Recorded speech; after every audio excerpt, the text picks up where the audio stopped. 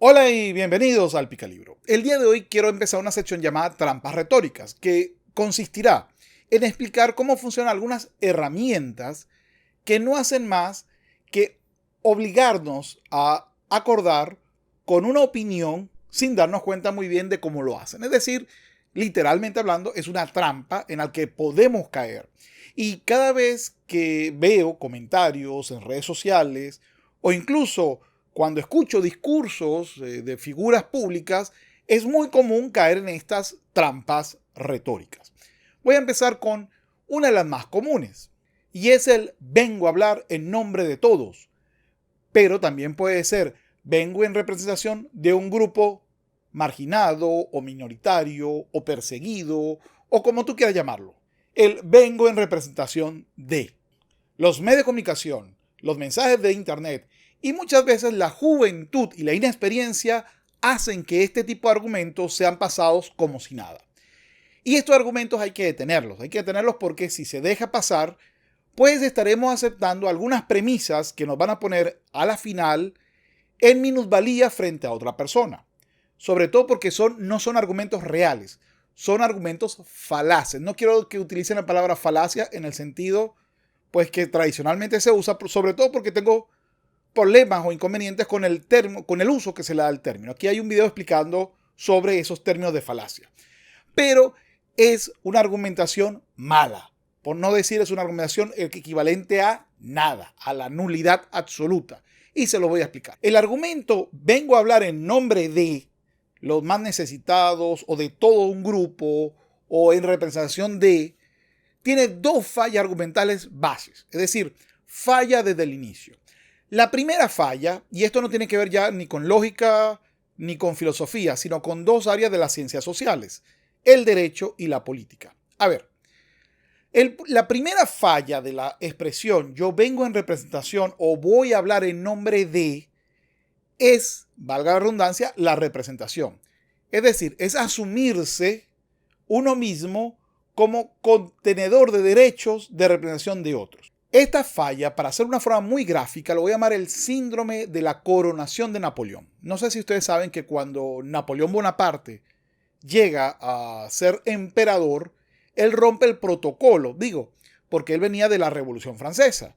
Y al romper el protocolo de la época en donde la coronación la hacía un representante de la iglesia, para algo así decir que Dios, el Dios que sea, reconocía a este señor como la autoridad terrenal, es decir, como el rey o como el emperador.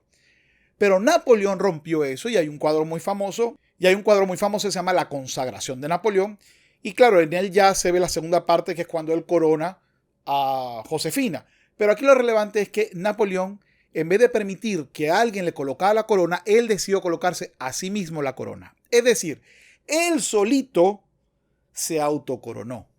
Es lo mismo cuando alguien diga, vengo en representación de, o mejor dicho, hablo en nombre de todos, o hablo en nombre de este grupo de marginados, o hablo en nombre de las mujeres, o hablo en nombre de los hombres. Y aquí quiero explicar algo. Esto sucede mucho, sobre todo cuando uno está empezando a dar clases, los primeros años. Viene normalmente un estudiante y dice, profesor, vengo a hablar en nombre de todos. Creo que debes cambiar la fecha del examen porque coincide con otro examen. Por ejemplo, eso es algo muy común. Normalmente ese caso, que siempre me daba risa, sobre todo porque lo hacían estudiantes de derecho, era decir, ¿hablas en nombre de quién? Entonces, no, de todos los estudiantes. Y déjame darte una lección de derecho. Lo primero, solamente una persona puede representarse a sí misma, a nadie más. Usted puede hablar en nombre suyo, pero no en nombre de sus estudiantes, no en nombre de los demás. Para que yo reconozca que usted viene a hablar en nombre de los demás, necesita un poder. Entonces, aquí hablamos de la representación voluntaria. Es decir, tú le das un poder a alguien para que hable en nombre tuyo. Por supuesto, en ese caso, cuando alguien dice, hablo en nombre de todos los venezolanos, tú dices, ya va, pero ¿quién te ha dicho eso? A mí no me representas. Por cierto, es una publicidad muy buena que hizo Bots. Aquí voy a dejar un corto para que lo vean. No hables en mi nombre. Soy mujer y yo quiero una ley que proteja a mis hijas, pero también a mis hijos. Para nosotras, para muchas de nosotras y cuantitativamente para la mayor parte de las mujeres del mundo, su casa es su cárcel. No hables en mi nombre. Soy mujer y no quiero que se criminalice a mi pareja por ser hombre. No hables en mi nombre. Soy mujer y quiero una ley que proteja al más débil. No hables en mi nombre. Soy mujer y no quiero vuestro burka ideológico. Tenemos nuestra propia voz. Pero esa no es la única forma de representación. La otra forma de representación es a través de una presunción legal. Por ejemplo, un director de una empresa representa legalmente a la empresa. O los padres representan legalmente, por lo menos hasta la mayoría de edad de los niños o de los hijos, a sus hijos. Eso se llama la patria potestad. Es decir, yo represento los intereses de mi hijo hasta que sea mayor de edad. En ese caso se habla de una presunción de representación.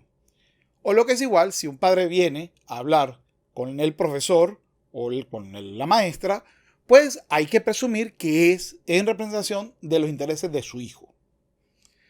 Pero hay otras dos que ya no tienen que ver tanto con el derecho, sino más con la política, con las ciencias políticas. Y por supuesto, hablando de la representatividad a través de la legitimidad. A ver, lo explico de forma muy fácil. En el mundo actual, nosotros tenemos una democracia llamada democracia representativa. Es decir, se supone que los políticos representan a la población que los vota. En el caso de que sean electos políticos ejecutivos, es decir, presidencia, gobernación y alcalde, la presunción de legitimidad es que representa a la totalidad de los votantes. No es que es tu presidente o es el presidente mío, no. Es que se supone, esa es la presunción de legitimidad que como fue electo por una mayoría, debería de ser el presidente o el alcalde o el gobernador de todos. Pero por supuesto eso es trampa. ¿Por qué? Porque representa siempre unos intereses y no todos estamos de acuerdo. Así que siempre las asambleas, los congresos, es decir, los diputados o los legisladores representan mejor a un país. ¿Por qué? Porque son la cantidad de votos. Por ejemplo, si tú dices, yo represento a los que tienen esta visión y resulta que tiene el 30% del voto, ya tú sabes que representas al 30%, pero no a la totalidad. Y si tú hablas y representas a 14,000 personas que votaron por ti, estás hablando en nombre de esos 14,000, no del país, no de la ciudad, ni siquiera de la totalidad de la nación. Entonces, cuando alguien vuelva a decir, que es lo mismo que le digo al estudiante, mira, ¿alguien votó por ti para que tú seas su representante? No.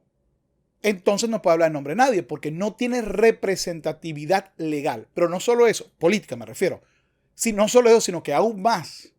No basta con que te haya elegido un grupo, sino que uno debe de reconocer a la autoridad electoral y al mismo hecho de la votación. No basta con que 5 personas en un salón te hayan determinado que tú eres el representante del salón, porque el salón son 60 estudiantes. Entonces tú puedes tener representación por esos 5 personas que te votaron, pero eso es todo.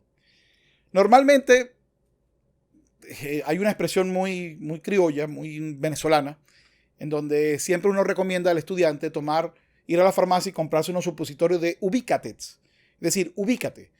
Tú solo puedes hablar en nombre tuyo. Hoy en día he visto mucho en YouTube, sobre todo, vamos a colocar el nombre que se le ha dado, ha sido que hacen una performance o que hacen una Vogue, es decir, que es un show en el que ellos dicen que hablan en nombre de todos, pero por supuesto, la palabra nosotros es un sustituto de la palabra yo. Ese es el concepto. Pero sobre la performance y la Vogue como justificación de conductas erradas, tal vez en un futuro haga un video. Pero independientemente de eso, no se lo calen, no lo acepten.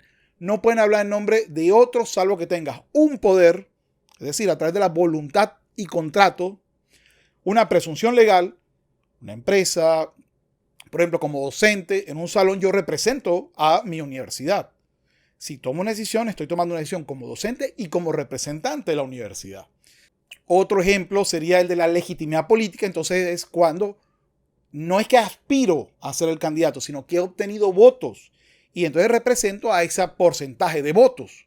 Por supuesto, el problema de la autocoronación de Napoleón es el mismo que sucede con la autocoronación de quien dice que nos representa a todos o representa a un grupo.